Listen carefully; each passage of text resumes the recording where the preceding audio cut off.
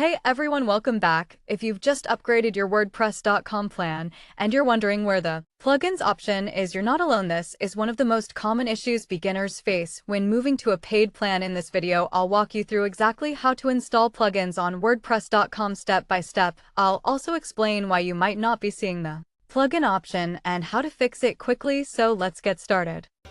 Step 1. Log into your WordPress.com account and open your site dashboard. Make sure you are inside the correct site if you manage multiple websites. Step 2. Look at the left-hand menu.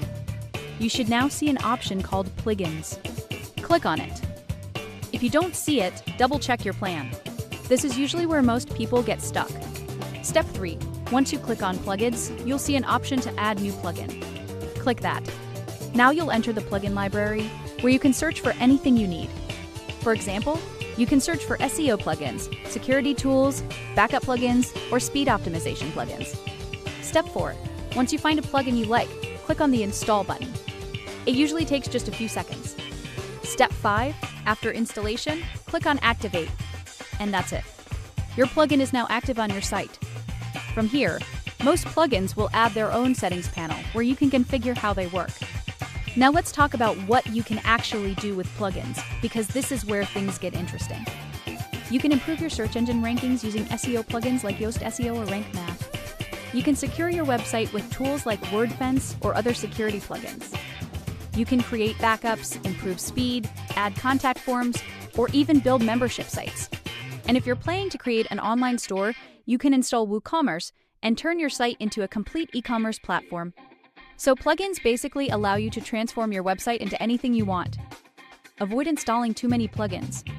While plugins are powerful, using too many at once can slow down your site or even cause conflicts. So always install only what you really need.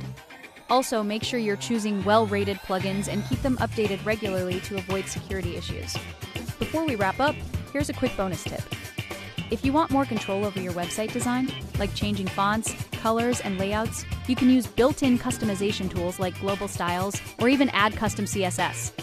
And if your goal is to build an online store, make sure you explore WooCommerce setup guides to get everything configured properly. Now you know exactly how to install plugins on WordPress.com and start building a more powerful and flexible website. If this video helped you, don't forget to like, share, and subscribe for more WordPress tutorials. Thanks for watching, and I'll see you in the next video.